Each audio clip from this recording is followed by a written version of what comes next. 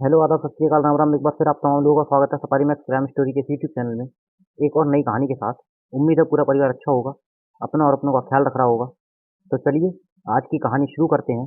एक ऐसे खतरनाक सीरियल किलर की कहानी जिसने पूरे देश में डर और दहशत का माहौल बना दिया था। पर उससे पहले एक और सच्ची कहानी छोटी सी कि अभी कुछ दिनों से ये जो स्क्रीन पर आप लड़का देख रहे हैं, ये काफ़ी वायरल हो रहा है सोशल मीडिया पर। आज मैं आपको इसकी पूरी सच्ची कहानी बताने वाला हूँ। इस लड़के की जितनी लोग तारीफ कर रहे हैं सोशल मीडिया पर, अगर इसकी कहानी सुनोगे तो सबसे पहले खुद ही इसे भला बुरा कहोगे और नफरत भर जाएगी आपके अंदर, गुस्सा भर जाएगा इस लड़के के लिए। पहले इसकी जो कहानी है वो जान लेते हैं जो सोशल मीडिया पर है। ये है कि इस लड़के की बहन के साथ किसी दबंग शख्स ने रेप किया और उसे रेप करने के बाद मार डाला। फिर ये भाई बहन की मौत का जिम्मा उठाता है और बड़े होकर करीब 9 साल बाद बहन की मौत के ये जाकर उस आरोपी को मार देता है और बहुत बुरी तरह से मारता है। अब इस तरह से इस लड़के को 4 लाइन के साथ इसकी वीडियो और इसके कुछ फोटो सोशल मीडिया पर डाल देते हैं लोग। लोग देखते हैं और शाबाशी देते हुए कहते हैं इसके बारे में कि ऐसा भाई सबको मिलना चाहिए। भाई ने शाबाशी वाला काम किया है, भाई ने बहुत अच्छा काम किया है, असली मर्द भाई है। मतलब इस तरह की कुछ अच्छे कमेंट्स इसके फोटो और वीडियोस पे आने लगे। लगातार इसकी ये पोस्ट शेयर करते हैं लोग और करीब 1 से 2 दिन के अंदर अंदर ये लड़का वायरल हो जाता है। साथ में कभी कुछ वीडियो भी हैं इसके, कभी पुलिस के साथ वीडियो, कभी अदालत में केस की सुनवाई के दौरान का वीडियो, कभी सेल के अंदर से हाथ दिखाते हुए, हाथ हिलाते हुए, हाय करते हुए का वीडियो जेल के अंदर से, सेल के अंदर। और सोशल मीडिया पर सबसे ज़्यादा ज्ञानी जनता है, वो बिना सच्चाई जाने इस बात पर यकीन करती है कि रातों रात इसे एक सेलिब्रिटी बना देती है। और इसकी हर वीडियो, हर फोटो से अच्छे अच्छे कमेंट्स लोगों के आ रहे थे। तो ये थी एक फेक न्यूज, एक झूठी खबर इस लड़के के बारे में। अब आते हैं इस लड़के की सच्ची कहानी पर कि ये आखिर लड़का है कौन और ये इतना फेमस किस तरह क्यों हो रहा है, किस लिए हो रहा है। तो बता दूं कि ये लड़का दिल्ली के वेलकम नगर का रहने वाला है और इसका जो नाम है वो है, थोड़ा जरा सा हटके नाम है इसका। वो नाम है अड्डू डिफॉल्टर। अड्डू डिफॉल्टर के नाम से उसने सोशल मीडिया पर अपना अकाउंट बना रखा है। और ये जो लड़का है इसका काम है चोरी करना, लूट करना, लोगों की मार पिटाई करना, उनसे पैसे छीनना, हर किसी कमजोर शख्स पर अपना रौब दिखाना। और सबसे आखिरी बात, ये लड़का सभी तरह के नशे भी करता है, सभी तरह के। ये दारू वगैरह तो बहुत छोटी चीज़ है इसके लिए। पर एक बार ये अड्डू डिफॉल्टर सड़क के किनारे घूम रहा था, सड़क पर घूम रहा था रात के करीब 11 बजे और बहुत ज़्यादा नशे में था। फिर ठीक उसी समय एक यूसुफ नाम का लड़का घर से 300 रुपये लेकर आटा लेने जाता है। पर रास्ते में अड्डू डिफॉल्टर और यूसुफ का आमना सामना होता है और अड्डू और नशा करना चाहता था, पैसे थे नहीं उसके पास। उसने यूसुफ को धमकाया, डराया और उससे 300 रुपये लूटने की कोशिश करी। पर इसी हाथापाई में अड्डू डिफॉल्टर चाकू निकालता है और यूसुफ पर एक के बाद एक कई वार करता है, वो भी लगातार। उसके बाद नशे में अड्डू यूसुफ की लाश के ऊपर खड़े होकर डांस भी करता है। आप देख सकते हैं वीडियो सीसीटीवी की, यूट्यूब पर कहीं ना कहीं आपको मिल ही जाएगी। जो यूसुफ था वो मजदूर था, घर का बड़ा था और उसी के कमाने से घर का चूल्हा जलता था। उसकी माँ, 2 बहन, छोटी और यूसुफ, बस 4 लोग ही थे घर में। पिता की मौत हो चुकी थी काफ़ी समय पहले।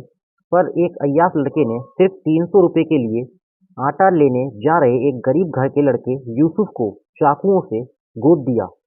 कहते हैं उसके एक दो, मतलब 1 2 या 4 6 नहीं बल्कि चाकुओं से कई वार किए थे यूसुफ पर नशे में। और ये बात 21 नवंबर 2023 का कांड है। और दिल्ली में इसकी एक अच्छी खासी गैंग है जो सारे गलत काम करती है। और इस लड़के का जेल में आना जाना लगा रहता है, काफ़ी सारे केस चल रहे हैं इस पर और ये तारीख वारीख करने आता रहता है जेल से, अदालत में। और इस लड़के ने यूसुफ को करीब 60 से 70 चाकू मारे थे। लोग भी थे वहाँ पर, ये सब देख रहे थे, लेकिन वो इन सबको जान से मारने की धमकी देकर वहाँ डांस करके बड़े आराम से वहाँ से चला जाता है। और इसने इससे पहले भी एक कत्ल किया है। ये वारदात दिल्ली के वेलकम नगर इलाके ईदगाह रोड जनता मजदूर कॉलोनी की ये वारदात है, वहाँ के पास की, वहीं की। और ये सब एक सीसीटीवी कैमरे में रिकॉर्ड हो जाता है, इसका कत्ल करना, फिर डांस करना। ये वीडियो भी आप देख सकते हैं सोशल मीडिया पर। इसलिए सोशल मीडिया पर जितने भी ये ज्ञानी लोग बैठे हैं, उनसे बस यही कहना है कि पहले सच्चाई जानो, उसके बाद कुछ करो, उसके बाद कुछ बोलो, उसके बाद कुछ शेयर करो, अच्छी चीज़ें शेयर करो। वरना तुम ज्ञानी नहीं हो, तुम्हारा क्या फ़ायदा सोशल मीडिया पर बैठकर। एक ऐसा शख्स जो कभी अगर तुम्हें रात में मिल जाए तो तुम पर भी हमला करने से ना चूके। और हाँ, इसकी कोई भी बहन नहीं है, ना ही इसकी किसी बहन के साथ रेप हुआ, ना उसकी हत्या हुई, और ना ही ये लड़का एक बहुत अच्छा इंसान है। उम्र महज 16 साल की, और अब ये जेल में है, अभी भी जुडिशियल कस्टडी में। और इसे हीरो बनाना बंद करो सोशल मीडिया पर। और चूंकि ये बालिग नहीं है, अभी 15-16 साल की उम्र है इसकी, तो इसे ज़्यादा सज़ा भी नहीं होगी। और छोटी मोटी सज़ा के बाद ये फिर से बाहर आ जाएगा, और जब बाहर आएगा तो शायद फिर से ये इसी तरह के काम करेगा। और गलती इसकी नहीं है, गलती बल्कि हम लोगों की है, जो हम पढ़े लिखे अच्छे लोग जो सोशल मीडिया पर बैठे हैं। हम लोगों ने इसे इतना वायरल कर दिया कि जिसकी बल्कि समाज में ही कोई जगह नहीं है, उसे हम समाज में दिखा रहे हैं सबको कि भाई हो तो ऐसा, क्या आपको चाहिए ऐसा भाई?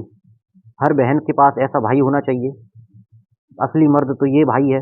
अच्छा भाई, असली मर्द ये है, तो जो मरा है वो कौन था फिर? उसके घर में तो आज भी मातम है।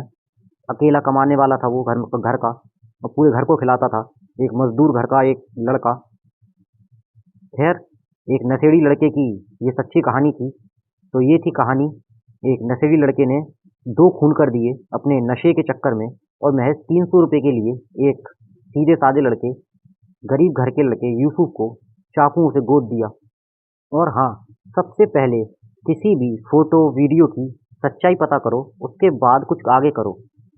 भ्रम मत फैलाओ, आपकी वजह से किसी दूसरे को भी दिक्कत होती है, आपकी पोस्ट कोई दूसरा भी देखता है। तो ये थी एक नशेड़ी लड़के की सच्ची कहानी, असली कहानी इसकी, जिसने 2 खून करे नशे के चक्कर में। तो चलिए अपनी आज की कहानी पर चलते हैं। ये कहानी ज़्यादा लंबी हो गई आज। तो इस सीरियल किलर की कहानी बताने से पहले ये कि वो आखिर सीरियल किलर बना क्यों? हालांकि ये शख्स शुरू से ऐसा नहीं था, बाद में बना ये सीरियल किलर। तो पहले इसकी ज़िंदगी की कहानी बता देता हूँ। तो इस सीरियल किलर की जो पहले की कहानी थी, वो ये है कि चीन का एक नागरिक जो दूसरे वर्ल्ड वॉर में चीनी फौजी भी था, और जिसने चीन के साथ मिलकर जापान के खिलाफ लड़ाई लड़ी। उसका उस वक्त जो नाम था वो था एनजी लुई। एनजी लुई चीन में पैदा हुआ। दूसरा वर्ल्ड वॉर में जो था, उसने उसने 40 के दौरान उसने उसमें जंग लड़ी। जंग के दौरान जापान, आपको पता है कि उस वक्त चीन पर हावी था। तो जिस तरह से लड़ाई चल रही थी और जिस जगह पर एनजी लुई पोस्टेड था और जापानी सेना से लड़ रहा था, वहाँ जापानी सेना हावी थी। और धीरे धीरे एनजी लुई की जो पूरी सैनिक की जो टुकड़ी थी, सैनिक टुकड़ी, वो एक एक करके उसमें सैनिक कम होते जा रहे थे। और आलम ये था कि जो सारे रास्ते थे वो भी ब्लॉक थे, जिस पर जापानी सेना ने कब्जा कर रखा था, क्योंकि चीन सेना पर जापानी सेना भारी थी। उन्होंने सभी रास्ते, सभी जरूरी सड़कें अपने कब्जे में ले रखी थी जापान की सेना ने, ताकि चीन सेना को किसी भी तरह की कोई भी मदद ना मिल सके। और इस तरह से काम करने के बाद, इस तरह का ये काम करने के बाद जापानी सेना को बहुत फायदा हुआ। वो ऐसे कि जितनी भी जरूरी चीजें थीं वो चीन सेना तक समय पर नहीं पहुंच पा रही थीं, जैसे गोला बारूद, बंदूकें, गोलियां, खाना, पानी, दवाएं। इन सब चीजों से जापानी सेना चीन सेना को दूर कर देती है, और चाहकर भी चीन अपने सैनिकों की मदद नहीं कर पा रहा था। अब इधर जो एनजी लुई था, चीन का सिपाही, उसके पास भी अब हर एक चीज की कमी होने लगी, जितनी भी मैंने अभी इससे पहले आपको बताई, सब चीज की। और इधर चीन जापान के आगे टिक नहीं पा रहा था। चीनी सैनिक मारे जा रहे थे। कुछ दिन कट गए, और जब बाद में एनजी लुई से भूख बर्दाश्त नहीं हुई, तो उसने अपने ही साथियों की लाश को नोचकर खाना शुरू कर दिया, ताकि वो किसी भी तरह से बस जिंदा रहे, बच सके। एनजी लुई जापानी सेना से छुप कर रह रहा था।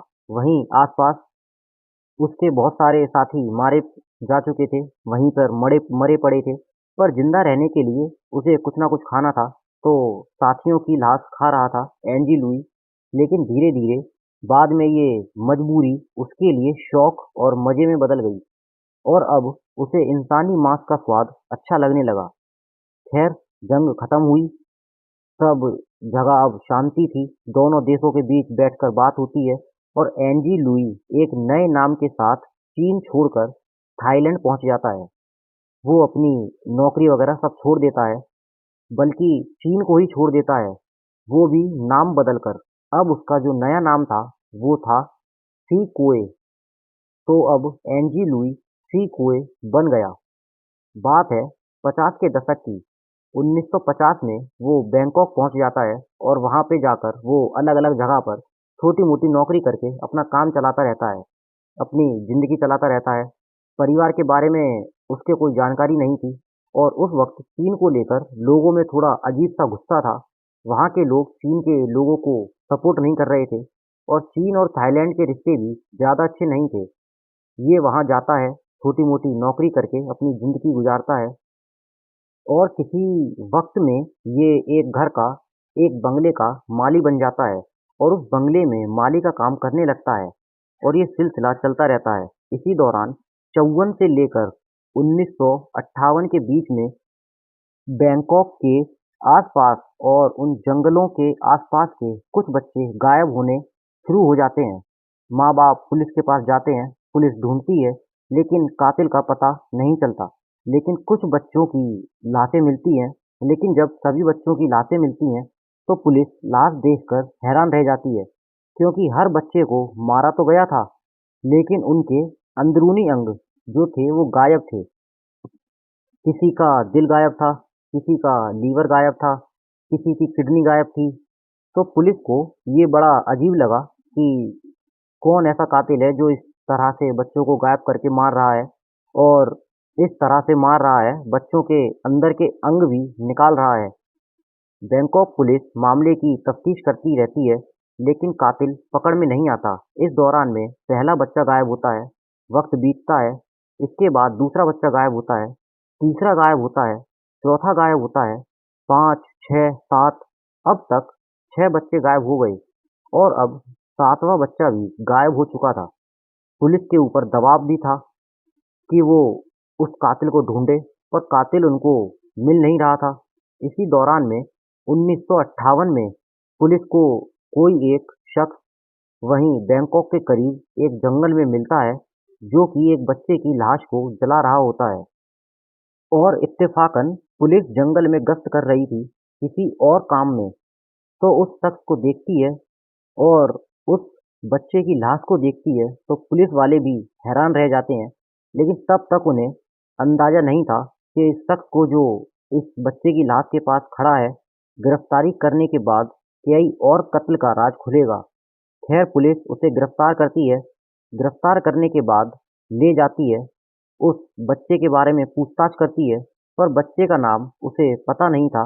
लेकिन वो बताता है कि वो बच्चा उसे कहाँ से मिला, उसने कहाँ से उस बच्चे को उठाया।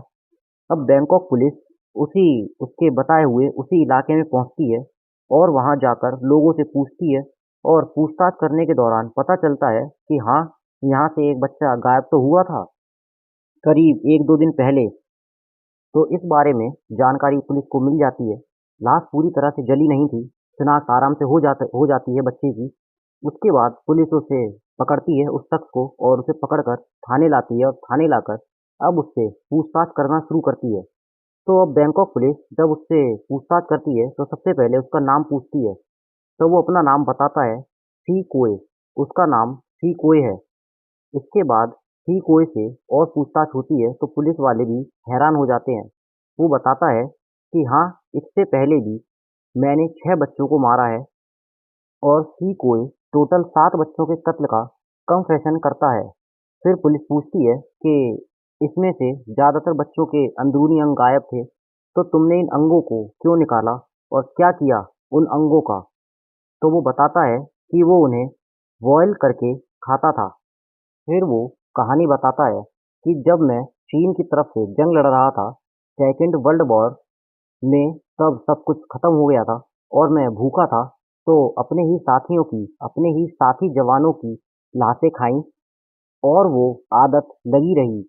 और वहाँ से आने के बाद में मैं फिर बैंकॉक में एक छोटी-मोटी नौकरी करने लगा और छोटी-मोटी नौकरी करने के बाद मेरी ज़िंदगी ठीक चल रही थी, अपनी ज़िंदगी काट रहा था। लेकिन वो स्वाद उसके ऊपर फिर से हावी होने लगा और उसे लगा कि वो एक खाना है जो बच्चों के अंदरूनी अंग होते हैं। तो बच्चों को टारगेट इसलिए किया, शिकार इसलिए बनाया क्योंकि बच्चों को बहलाना, फुसलाना, उन पर काबू पाना बड़ा आसान है बड़ों के मुकाबले। इसीलिए उसने ऐसे बच्चों को उठाया जिनको वो घर से दूर किसी सुनसान इलाके में देखता, खेलते-कूदते, घूमते हुए और उन्हें उठाकर मार देता। और मारने के बाद उसका मकसद ही ये था कि उनको इसे खाना है, उन बच्चों के अंदर के मांस को। और इसी वजह से वो एक-एक करके उन बच्चों का कत्ल करता गया। उसकी सारी चीज़ें, सारी बातें सुनने के बाद 1958 में वो गिरफ्तार हुआ था और 1959 में 1 साल के अंदर-अंदर 16 सितंबर 1959 में बैंकॉक की अदालत ने उसे दोषी माना इन 7 बच्चों के कत्ल का और फिर उसे फायरिंग स्क्वाड के सामने खड़ा करके गोलियों से भून डाला। तब बैंकॉक में मौत की सज़ा इसी तरह से हुआ करती थी। 1 साल भर के अंदर-अंदर ये सारी चीज़ें हो गईं, 1 साल के अंदर-अंदर। इसके बाद अब मारने के बाद उसका जो कायदे से अंतिम संस्कार होना था, लेकिन वहाँ की अथॉरिटी ने उस वक़्त अंतिम संस्कार नहीं किया। एक तो परिवार का कोई शख्स नहीं था जो बॉडी क्लेम कर सके, तो फिर ये तय हुआ कि उस वक़्त कोई लॉन्ग प्लानिंग नहीं हुई थी कि इसी बैंकॉक के श्री राज मेडिकल हॉस्पिटल में इस सीरियल किलर की बॉडी को रख दिया जाए ताकि मेडिकल स्टूडेंट इसकी लाश के ऊपर रिसर्च कर सकें, इसके ऊपर रिसर्च कर सकें। 1959 में मौत के महीने भर के अंदर-अंदर उसकी बॉडी हॉस्पिटल से निकालकर श्री राज मेडिकल म्यूजियम में रख दी गई और म्यूजियम में वहाँ के जो बच्चे थे, जो पढ़ने वाले, वो लोग आते और उसकी लाश को देखते। फिर धीरे-धीरे वो जिस बॉक्स में रखा गया था, उस बॉक्स पर उसके नाम के साथ उसकी सेना वाली ज़िंदगी और सेना के बाद की ज़िंदगी के बारे में सब लिखा गया।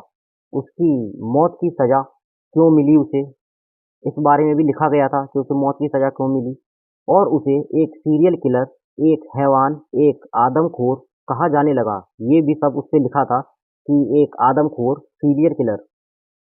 और जब ये बात उस मेडिकल म्यूजियम से निकलकर आसपास के इलाकों में पहुंची और लोग भी इस आदमखोर किलर को देखने आने लगे, खबर अब आसपास से दूर दराज इलाकों में भी गई और अब बैंकॉक का श्री राज मेडिकल म्यूजियम लोगों से भरने लगा।